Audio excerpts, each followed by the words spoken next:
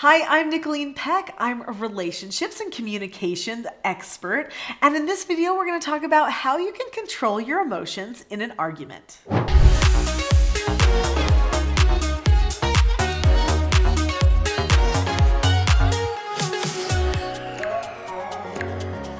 Controlling your emotions requires emotional intelligence. So in this video, I'm going to be sharing with you some key things that you can do to improve your emotional intelligence and make sure that you don't fall for those traps called arguments anymore. What happens the most in an argument? Think about that. People are saying things back and forth to each other. That's kind of the nature of an argument. So what if you did not talk back to the things that somebody else was talking to you about? What if they were shouting or saying things, hurtful things at you, or things that made it sound like you don't understand or you don't care, and you did not choose to talk about those statements or accusations in the minute? Now, that doesn't mean you're going to ignore them, because that's just a different kind of an argument. That's a passive-aggressive argument, which probably is the most common, actually. But what you're going to do is you are going to say, I know you want to talk about what time we wake up in the morning, or I know you want to talk about your chore right now, or I know you want to talk about whatever it is, but we can't talk about it yet, not until we choose to be calm. A number of years ago, I did a documentary on the BBC. It was called The World's Strictest Parents. In fact, they called it a documentary, but let's be serious, it was more like a reality TV show. In fact, you can watch that here at this link if you click on The World's Strictest Parents. That episode of The World's Strictest Parents became the most watched episode that they had ever had on the BBC, according to them, because the two teens that came to our home, they were both ages 17, came in power struggling and arguing, and after a couple of days chose not to do that anymore, changed, and by the end of the program were begging not to leave our home. Why did that happen? Well, because we chose not to talk back to all of their arguments and accusations. Instead, I always said the same thing. I said, it seems to me that you want to tell me something. I want to know what that is, but we need to choose to be calm first, then we can talk about it. Or I might say, I know you want to tell me about how you don't agree with this particular rule we have. I want to talk to you about that, but we need to choose to be calm first. Then we can talk about it. There was a point where they got so mad that I was saying that statement that both of them together said, calm, calm, calm. You're always so calm. It makes me so mad that you're so calm.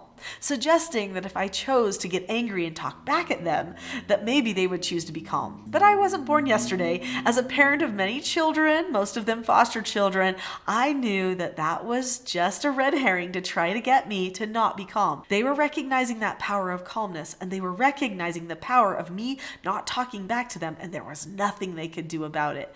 So in the end, guess what? They chose to be calm, and they had the best experience ever. In fact, they've conquered a lot of their life's problems just because they've learned to be calm instead of always fighting back. So don't talk back. When someone is arguing with you, let them know you hear them, but that you're not going to be talking about that, not until you're calm. And there's scientific reasoning behind that too anyway, because you cannot fully problem solve unless you're in the front part of your brain.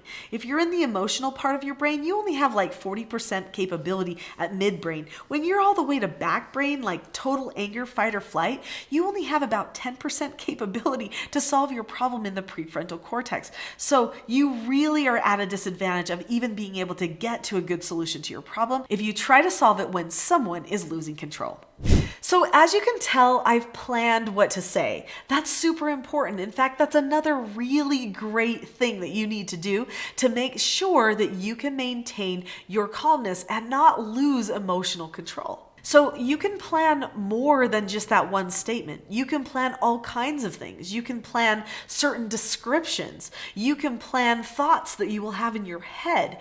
You can plan all the things that you will need for any future argument. You know where you've had traps before, so plan to not have those same kinds of traps capture you again. Decide, wait, when I feel that, I'm going to think this and then do this. And then just do it. Follow through.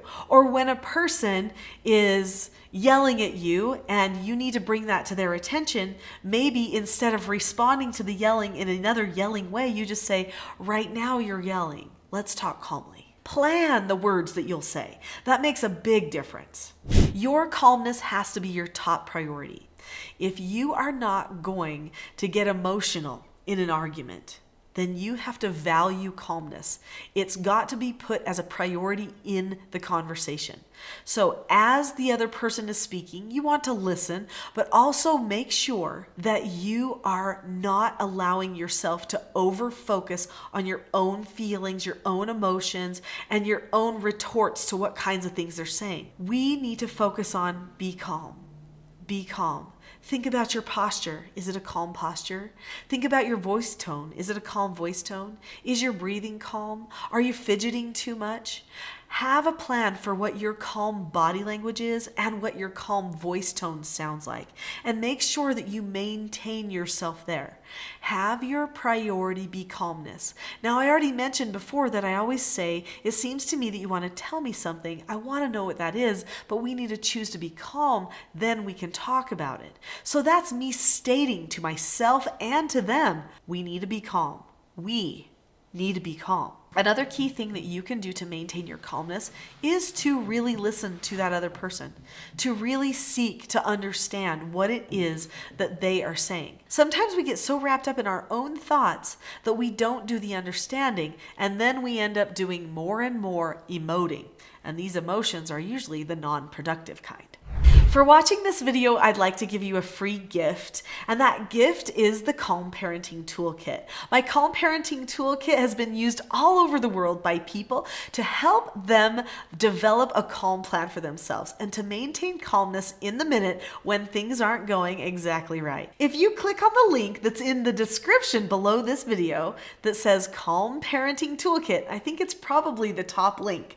If you click on that link, it will take you to the Calm Parenting Toolkit, and you can have it absolutely free. I want you to have more help with that calmness. It could make a really big difference in your life. So click on the link now, and we'll see you there.